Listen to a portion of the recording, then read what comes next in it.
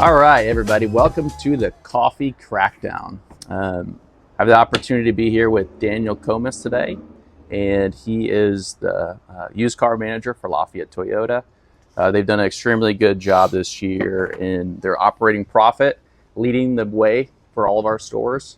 So hence the name, the Crackdown. So we are going to crack down on some processes that Dan holds his team accountable to, and we'll start out with just some daily duties. So Dan, what's daily duties look like for you just day in and day out?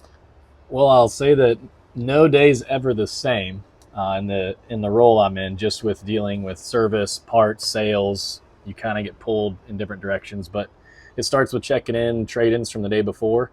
So walking out, looking at the cars, getting them stocked in and ready to go to detail, and then also reviewing appraisals to see did we get in the car right? Is there something that may have been missed? And somewhat game planning a strategy for the vehicle right off the jump. Before it goes through recon. Correct. Or potentially in service. Catch any issues. Right. Okay. One area that you guys have done a really good job on with this year in the market is just your turn. So as we all know, the biggest way to lose money is not having the right inventories or the right purchases. So walk me through how you manage the turn policy and month in and month out this year. You guys have gotten it every single month where you haven't missed having aged inventory. So what's that process look like for you? So with stuff aging out, I think it starts with a pricing strategy. So we have a set pricing strategy on what we do with pricing as cars age. So it doesn't matter if that car is going to be on a loser deal or not. We're still going to go to that set price to try and retail out of it, because that's going to be our best strategy on age is retail. When it comes to wholesale stuff, hit list cars, those, I try to jump on those right at the beginning of the month, day one. So that way I know kind of where we're at on our wholesale. So if we need to get a strategy to finish the month strong, we have that set in place from day one rather than procrastinating and waiting till the end of the month. So if you have a vehicle that's, let's just say 35, 40 days old and doesn't have any VDPs, no leads, is that a vehicle that you guys would look at getting rid of? Or what would, in that question, what would you do with that car? Potentially, depending on where the wholesale market is at on it. Like if we could turn a profit on it, we would look to get rid of it. If it's kind of at that point where wholesaling it's not a good option, we'll just discount the price sooner to try and drive traffic on it, or we'll ensure that we have a spotlight on the car, rephoto, check the merchandising, just see if there's anything with that unit that's causing us not to get any traffic. Does it look different for a vehicle if it's an OEM or a non-OEM on your lot when it comes to that situation? Yeah, I would say typically, I don't know if it's good or bad, but I favor to keep the Toyota products on the lot longer. They're hard to acquire, so dumping them early is hard to accept. Yeah. But if we're at a point where we can make some money on it versus losing on the retail side, you kind of got to weigh the pros and cons when it comes to that being an OEM product. Okay, that's helpful. So flip side of the turn and getting rid of potential cars is buying strategy. So this has been a huge talking point over the last, couple of years as far as what do we buy, what do we fill our lots with, what are we spending hundreds of thousands of dollars to try to earn profit a month. So elaborate on what your communication looks like with your buyer team and how often you're adjusting your buying strategies and what that looks like. Right. That's kind of, I think anyone in the seat would say that's the mystery, is what do you buy, what percent, how do you buy it? I think one thing we've done well is staying fairly consistent and at least a target of what we want. We'll shift, the cost to market percent we're buying at based on what we see trending in the market. We definitely buy Toyotas higher than we are non-OEM, but the big focus with the buyers is ensuring enough recon. That way, if we get a unit, we know we're going to own it right and at least have a chance to retail it. When we've got burnt, it's having issues on cars that we can't arbitrate for, or things like that immediately start you off in the hole. Yeah. What are you using as far as identifying if a car is the right car for your store? So, we look in our sold reports, so inventory opportunities and Techion, just looking at what vehicles we're selling and then how many we have on the lot based on that. So we incentivize our buyers to buy our top models. So we have a set selection of SUVs, cars, trucks, most being Toyotas. You'll have an occasional non-OEM that's in there that we sell pretty good. So it's just diving in, checking that monthly to see where we're short, where we need vehicles based on what we're actually selling.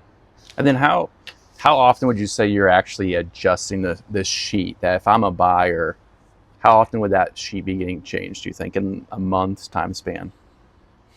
We're probably really looking at it once a quarter. Okay. Changing that. Now we may change the models we incentivize them on more on a monthly basis. Just your product mix of things. Right. Okay. So if we're at a point, like recently we've had a lot of Tacomas. So we don't want to incentivize to buy more Tacomas when we have 9 and 10 on the lot. Yeah. So it's shifting that to, more SUV base, something like that, to keep our mix of inventory balanced. So it's constant communication. Correct. Yeah. Yeah. So keeping on that trend would be not buying at auction or from other stores, but when a trade-in comes into your store. So appraisals are being done. In your role, you obviously are looking at appraisals. Mm-hmm. What's it look like as far as this communication between sales managers that are doing appraisals on the retail side, and if you get a wholesale unit? Like, just walk me through what that looks like as far as just looking at appraisals, looking through them and whatnot. Yeah, so it starts with like looking at basic things. I mean, tires, air conditioning, does that work or not? Windows go up and down. There's some stuff that I think gets missed a lot of times that shouldn't.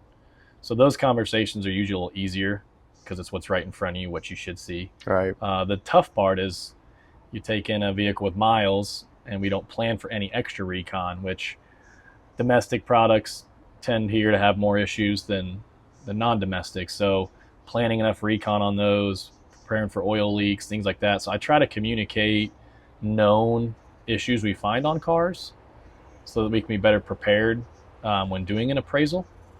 The conversations with the sales manager, if you're trying to lower the ACV, are never good. Right. They're never happy. Right. Obviously in this business, no one ever thinks they do anything wrong. Yep.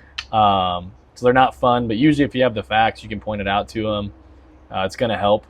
And honestly, if you have that tough conversation and they're going to learn and grow from it, it's only going to make your store better in the future. 100%. Yeah. Side note here. So Lafayette Toyota has cut in half their wholesale loss from last year to this year. So they're improved by 100%, which is great, which goes into the appraisal side of things. Right. So right now, what would you say is your hardest hurdle in your role? I mean, I would say it's truly acquiring inventory. I mean, I think that's been the battle in the used car department for quite some time. So we've been on a little bit of a roller coaster where, a few months ago, our turn was so high, it almost felt like it didn't matter what we bought. We were selling it fast enough that it wouldn't even become a problem. Right. Now we're seeing things maybe start to slow down a little bit where we're starting to get more aged again. So it's that, did we buy the wrong stuff? Is it the market shifting? It's really trying to understand where to go, what percent to buy at for your store to be the most profitable. What are your two biggest avenues that you're getting units from, not including trade-ins? I mean, it's definitely gonna be auctions, our biggest. Yeah. Second one is street buys. Okay. Kelley Blue Book ICOs, just really trying to get the sales team to tackle those and work those a little differently. We've seen success in buying that product. At least gets you a lead, it gets a customer in the door, and you even sometimes can flip them to a trade-in, which is the ultimate goal. Yeah. Yeah. The win-win for the store. But yeah, I mean, auction has been our bread and butter for sure. And then how many buyers do you guys have right now? We have 2 buyers. 2 buyers. Okay. Yep. And then on a given normal month, the 2 buyers, how many units are they pumping into your store? Would you say on average? I'd say on average about 12 to 15 each. Okay. So between 25 and 30 cars. Okay. The opportunity over the next quarter, what would you say is, do you just see that being continued, just honing in on buying cars as being your biggest, headache, or this next kind of just through the end of the year, do you have your mindset on something like, here at Toyota, I know we can do better here? Do you have anything in your mind with something along those lines? I mean, my mind is always just get more cars. Yeah. But I also know that too many cars leads to other problems. So I think it's just honing in a process of, can we get more out of the service drive? Can we work ICO leads better? Auction cars create issues. You have arbitrations. You have time to get to the lot. They definitely help keep your store full. I don't think auction is not a way to go, but I think when you can put your hands on a car before you buy it, that's truly the best option you have for profit. So just trying to navigate, how can we get more cars from our local customers, whether it's lease turn-ins, lease end customers, service customers, really trying to tackle that avenue. Yeah. Then lastly, where do you get the most fulfillment in your role? Well, I would say Saturdays off, but that's probably not the right answer. Yeah. But I mean, I'm a people person. I'm an S and a C on the disc scale. So in this role, you get to deal with everybody in the dealership. I mean, salespeople coming, asking your cars at questions, helping them solve issues. The service department, getting to know the technician, service manager, even sometimes the advisors, as well as the parts department, which a lot of people don't ever see the parts department. Right. So yeah, it's kind of fun to work in all aspects of the business versus traditionally what I've done was only the sales side. So it's allowed me to learn a ton and grow in my knowledge of how a whole dealership operates versus just the sales side. Yeah. I think that goes to some of your success too, of, getting to know each and every department too. Right. Getting on those relationships. Because there are guys that don't know parts guys and everything in your role still. Mm-hmm. So I'm sure that has a lot to do with the success that you've had too. So yeah, and when you're just on the sales side, I don't know, it's almost instant gratification. You want now. It doesn't make sense why something isn't done or can't be done right away. Yeah. But now that I'm more involved in the service side and getting them through the shop, you realize there's cars that are headaches and things that take longer and bolts get stuck on, or like there's a million things that can happen in the process. And it's been eye-opening to just see that whole side of the business versus just sales. Right. So awesome. Well, thanks for your time, Dan. And that was the first episode of the Coffee Crackdown. Cheers. Happy to be here. Cheers.